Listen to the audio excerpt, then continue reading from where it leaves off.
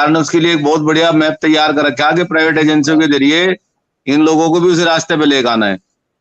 तो अभाव का जीवन जिस समय आदमी जीता है कर्जबंद की स्थिति में, तो बड़ा दुर्भाग्यपूर्ण इस देश प्रदेश के लिए है कि शिक्षा मित्र भाई हमारे आत्महत्या कर रहे। मैं आपके मंच के माध्यम से जितने भी शिक्षा मित्र साथी, अनुदेशक साथी हमारे इस चैनल को आपको देख रहे हैं, विशेष रूप से मेरी उनसे रिक्वेस्ट है कि हताशा और निराशा में ऐसा कदम बिल्कुल ना उठाए, क्योंकि आपकी जान केवल आपके लिए नहीं है, आपका परिवार और आपका जो बहुत सारे सामाजिक व्यवस्थाएं आपके साथ जुड़ी हुई हैं। हताश निराश होने की कतई आवश्यकता नहीं है। अगर हताश निराश होकर के मौत को गले लगाना ये कोई समाधान नहीं है।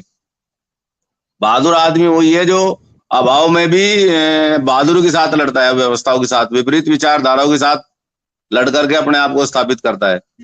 तो मैं, आदरणीय शुक्ला जी हैं इसमें प्रदेश अध्यक्ष, उनसे विशेष अनुरोध करूंगा कि वो अपने साथियों को इस बात के लिए प्रेरित करें, मोटिवेट करें, समझाएं उनको कि कोई भी ऐसा आत्मघाती कदम ना उठाएं। और सरकार को इस बात पर निश्चित रूप से चिंतन मनन करना चाहिए कि ऐसे में यदि उसके मुलाजिम ऐसा कदम उठा रहे तो ये बड़ी सोचने की बात है उसके लिए।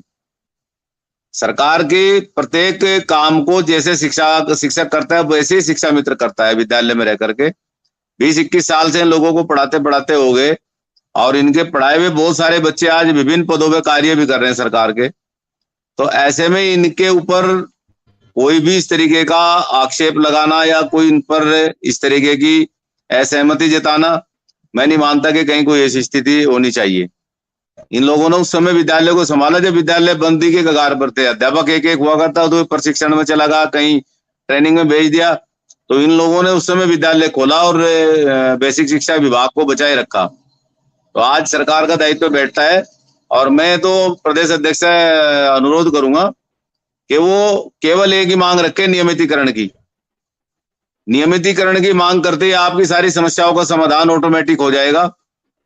उसमें भले आपकी महिला शिक्षकों, शिक्षा मित्रों को। नमस्कार साथियों, स्वागत है आप सभी का आज की इस नई वीडियो में। शिक्षा मित्रों के अंदर काफ़ी कहा जाए कि काफ़ी कन्फ्यूजन की स्थितियां थी कि आखिर हमारे भविष्य निर्धारण के लिए सरकार क्या करने वाली है, क्या स्थायीकरण होगा भी या फिर नहीं। फाइनल इसके ऊपर डिसीजन आ चुका है, इसके ऊपर फाइनल तरीके से एक बयान भी प्रेषित हुआ है। उस बयान को आगे वीडियो के साथ में आप सभी को दिखाएंगे, उस वीडियो को आप देखिएगा। उसके मध्य में सारी बातें प्रॉपर तरीके से रखी गई हैं। हाल ही के अंदर क्या क्या प्रक्रियाएं चल रही हैं उनके ऊपर भी वार्ताएं हैं। सभी से रिक्वेस्ट है वीडियो को पूरा देखें, चैनल को भी आप सब्सक्राइब करें। मैटरनिटी लीव का कार्यक्रम हो या फिर CCL का हो या फिर 11 CL की बजाय 14 CL का हो, आप सीधा नियमितीकरण की मांग करिए। सरकार का खुद भी एक शासनादेश आदेश है कि 5 से 10 साल के बीच में जिस व्यक्ति ने शिक्षण कार्य कर लिया विभाग के अंदर, उसको प्रशिक्षण मुक्त किया जाए। अब खाली एक TET करने के बाद मुझे नहीं समझ में आज तक आगे कौन से सुरखाव के पंख लग रहे, नए नए शासनादेश जारी करके लोग व्यवस्था को ध्वस्त करने का प्रयास कर रहे। इतना भारी भरकम व्यवस्थाएं विपरीत हो रही कि उसको संज्ञान लेना चाहिए सरकार को। हमारे शिक्षा मित्र साथियों को बचाने के लिए जो भी संगठन की ओर से फरमान जारी होगा, हमारे आदरणीय भाई साई जी हैं, वो लगातार बड़ी शिद्दत से लग रहे।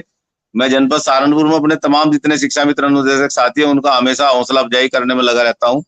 जब भी कोई कार्यक्रम उनका होता है स्थानीय स्तर पर, मैं हमेशा सभी संगठनों से ऊपर होकर के, संगठनबाजी से ऊपर होकर के इनके प्रत्येक व्यवस्था में खड़ा होता हूँ। ये मेरा एक वसूल है कि जहां कहीं भी किसी प्रकार की विपरीत परिस्थिति, चाहे वो शिक्षा मित्र की हो या अनुदेशक की हो, कार्यालय में जब भी जाता हूँ मुझे यदि कोई भी मिला वहां पर खड़ा हुआ, चाहे वो चतुर्थ श्रेणी का है, चाहे अनुदेशक है, चाहे शिक्षा मित्र है, चाहे शिक्षक है, मैंने उसे कभी ये नहीं पूछा कि तुम किस कैटेगरी के हो।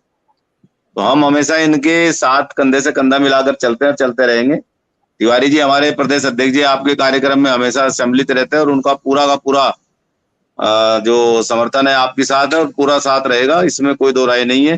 कंधे से कंधा मिला करके आपके साथ चला जाएगा। और आदरणीय मिश्रा जी, मैं कहना चाहूंगा, अभी मेहमान घर पे आगे, कुछ मैं चैनल को लेफ्ट करूंगा, आप जब भी फुर्सत पड़े जरा प्लीज कॉल करिए, मुझे कुछ व्यक्तिगत बात भी आपसे करनी है। ठीक है शुक्ला जी, अभी विश्वनाथ जी आए, बोले मेरी मुलाकात हो गई है प्रमुख सचिव से और अब जल्दी कुछ अच्छा होने वाला है। अब आप कह रहे हैं मुख्यमंत्री आएंगे तो मेरी मुलाकात हो जाएगी। जो मुलाकात कल हुई है, मुलाकात आपकी उसी दिन हो गई जिस दिन धरना समाप्त हुआ। इन मुलाकातों से अब परिणाम चाहिए। मेरे लिए ना मेरा आपसे कोई रिश्ता है, ना मेरा विश्वनाथ कुशवाहा जी से, मुझे परिणाम चाहिए।